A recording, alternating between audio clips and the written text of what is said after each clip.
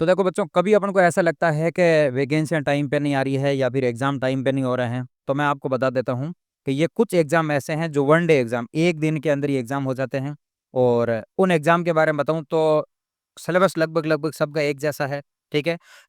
हाँ, तो इतने सारे एग्ज़ाम हैं ये। इसमें आप 10th पास हो तो भी आप एग्ज़ाम दे सकते हो, 12th वाले भी एग्ज़ाम दे सकते हो, ग्रेजुएशन वाले, मतलब तीनों के लिए है, ठीक है? एसएससी और रेलवे के कुछ एग्ज़ाम ऐसे हैं जो जून से स्टार्ट होने वाले हैं, या तो एग्ज़ाम ही स्टार्ट हो रहे हैं या फॉर्म ही स्टार्ट हो रहे हैं, तो उन सभी एग्ज़ाम के बारे में अपन एक बार बात कर लेते हैं। हाँ, ठीक है? इसके अंदर मैं आपको दिल्ली पुलिस का, रेलवे का और एसएससी के, मतलब आगामी 4, 5, 6 महीने के अंदर कौन-कौन से फॉर्म भरे जाएँगे और कौन-कौन सी डेट को ये एग्ज़ाम होंगे, उनके बारे में थोड़ी बात कर लेते हैं। यदि अपन बात करें एनटीपीसी की, तो ये 2024 की भर्ती है जिसके सरकार ने अभी तक एग्ज़ाम नहीं करा है, फॉर्म इसके पहले भरा लिए। अब थोड़े दिन पहले रेलवे ने एक नोटिस जारी करा जिसके अंदर ये बताया था कि हम एनटीपीसी के एग्ज़ाम कब कराएँगे। एनटीपीसी 2 तरह के हैं, एक तो एनटीपीसी ग्रेजुएशन वाले और एक एनटीपीसी 10+2 वाले। तो 10+2 की एनटीपीसी एनटीपीसी की कोई अभी तक डेट नहीं दी है सरकार ने, मतलब रेलवे ने। ग्रेजुएशन वालों की डेट दी है, बोले 5 जून से हम ये एग्ज़ाम स्टार्ट करेंगे, जो कि करीब 20-25 दिन तक ये एग्ज़ाम चलेगा। तो जिन बच्चों ने एनटीपीसी का फॉर्म भर दिया है, मतलब 2024 के अंदर, जिनके एग्ज़ाम अब हो रहे हैं 5 जून को स्टार्ट हो रहे हैं। तो जो भी एनटीपीसी की तैयारी कर रहे हैं वो अच्छे से तैयारी के अंदर लग जाए, आपका एग्ज़ाम आ रहा है। अब जिन बच्चों की ग्रेजुएशन नहीं हुई थी, उन बच्चों ने एनटीपीसी 10+2 के फॉर्म भरे थे, तो जून के अंदर ये पूरा मतलब एग्ज़ाम खत्म हो जाएँगे, तो आप मान के चलिए जून एंड में या जुलाई के अंदर इसकी भी डेट आने की संभावना है। तो एनटीपीसी वाला दोनों तैयार हो जाए। एक रेलवे के और फॉर्म भरे हुए हैं ग्रुप डी के, जिसके अभी तक एग्ज़ाम के बारे में कोई चर्चा नहीं करी कि इनके एग्ज़ाम होंगे कब। तो मैं आपको बता दूँ, एनटीपीसी की अभी डेट तो नहीं आई है, लेकिन आप ये मान के चलो कि जब ग्रेजुएशन वालों को एग्ज़ाम हो जाएगा, 10+2 वालों को एग्ज़ाम हो जाएगा, तो उसके बाद में ग्रुप डी का नंबर है। तो ये रेलवे के तो मैंने उन एग्ज़ाम की बात करी जिनके फॉर्म भरा लिए, जिनके आगामी दिनों के अंदर एग्ज़ाम हो रहे हैं। अब मैं एसएससी के उन एग्ज़ाम की बात करूँ जिनके फॉर्म ही नहीं भरा है अभी तक। मतलब आप फॉर्म भर के तैयारी कर सकते हो। तो सबसे पहले एसएससी की जो फ़ेमस वैकेंसी होती है, जिसके पीछे अपन भागते हैं, जिनकी हर साल वैकेंसी आती है, उसके बारे में बात करते हैं।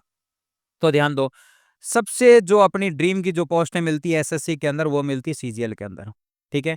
सीजीएल के अंदर आपका ग्रेजुएशन कंप्लीट होना चाहिए, 18 साल आपकी एज होनी चाहिए। ग्रेजुएशन में परसेंटेज कितने भी हो वो कोई मायना नहीं रखता है। तो उसके जो फॉर्म स्टार्ट होंगे बच्चों, वो 9 जून से फॉर्म स्टार्ट होंगे। एसएससी के मैंने फॉर्म स्टार्ट होने की डेट लिखी है, क्योंकि जिस दिन फॉर्म स्टार्ट होते हैं वो लगभग 1 महीने तक फॉर्म चलता है। तो सीजीएल के फॉर्म स्टार्ट होंगे बच्चों 9 जून से, जो कि 1 महीने तक चलेंगे। जून के अंदर फॉर्म भराएँगे, अगस्त के अंदर इसके एग्ज़ाम होंगे। तो आप सबसे पहले काम तो आपको करना है कि जून के अंदर फॉर्म भरना है, और फॉर्म भरने से पहले ही अभी आप तैयारी के अंदर लग जाओ। अब ये मत सोचना कि जून के अंदर फॉर्म भरेंगे कि नहीं भरेंगे, मतलब 9 जून दे दिया, मतलब 9 जून को ये क्या करेंगे, फॉर्म स्टार्ट कर देंगे। उसके बाद ये एसएससी की दूसरी वैकेंसी सीपीओ, ठीक है? सीपीओ का मतलब ये है एसआई की वैकेंसी, जैसे दिल्ली पुलिस है, बीएसएफ है, सीआरपीएफ है ये, ठीक है? इसके जो फॉर्म स्टार्ट होंगे वो 16 जून से वो स्टार्ट होंगे, जो कि 1 आध महीने तक ये चलते रहेंगे, ठीक है? और सीजीएल का जब एग्ज़ाम अगस्त के अंदर हो जाएगा, तो इसका एग्ज़ाम हो जाएगा सितंबर तक स्टार्ट हो जाएगा। ये 2 एसएससी के एग्ज़ाम वो थे जो ग्रेजुएशन वाले बंदे फॉर्म भर सकते हैं। अब तीसरा आता है अपने पास में सीएचएसएल, जिसको अपन 10+2 कह सकते हैं, मतलब 12th पास बच्चा फॉर्म भर सकते हैं। तो मैं ये बता दूँ कि जिन बच्चों ने 2025 के अंदर, मतलब अभी हाल ही के अंदर जिन बच्चों ने 12th पास करी है, मतलब चाहे राजस्थान बोर्ड हो, चाहे सीबीएसई बोर्ड हो, जैसे अपने राजस्थान के अंदर सीबीएसई बोर्ड का तो रिजल्ट आ गया है, राजस्थान बोर्ड का भी आना है, ठीक है?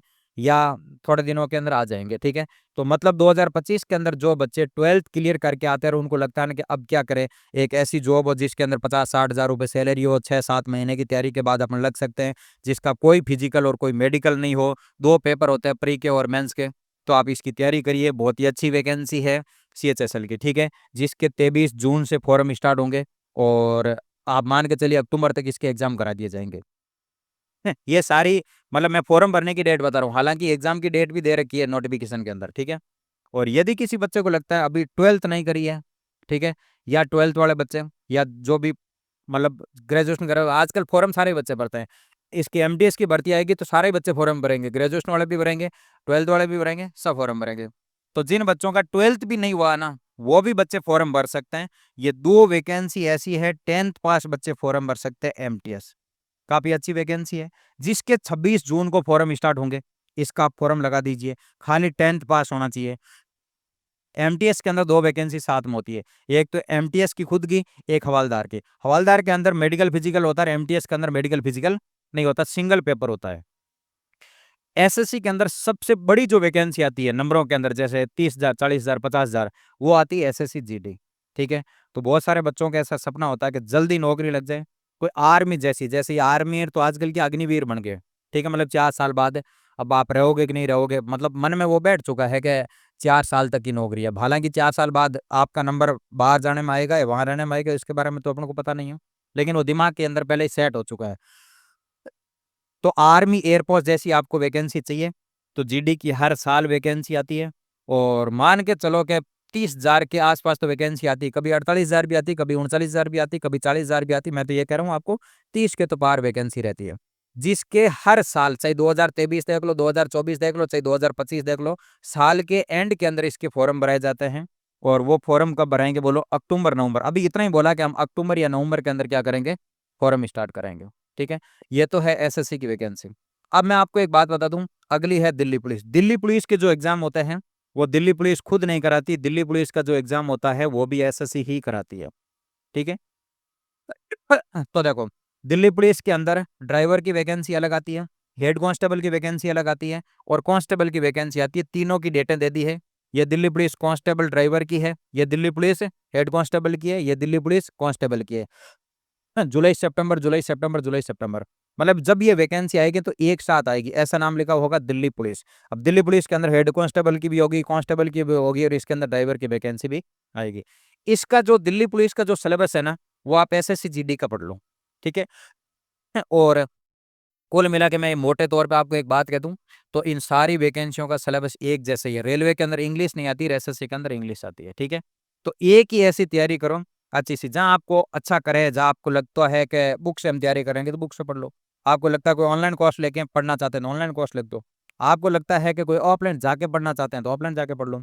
ठीक है, मैं ये वीडियो आपकी इन्फॉर्मेशन के लिए बना रहा हूँ, ये नहीं कह रहा हूँ कि हमारे पास आके पढ़ो या उसके पास जाके पढ़ो या उसका ऑनलाइन कोर्स लेना चाहिए, वो आपकी मर्जी है। ठीक है, आप स्वतंत्र हो, जहां से इच्छा करे वहां से पढ़ो, लेकिन पढ़ो। ठीक है, तो इतनी सारी वैकेंसियां हैं, ये मत कहना कि वैकेंसियां नहीं है। इतनी वैकेंसियों के अंदर कहीं ना कहीं अपन को एक सीट 2025 के अंदर निकालनी पड़ेगी। तो लग जाओ आज ही तैयारी के अंदर। ठीक है, थैंक यू बच्चों।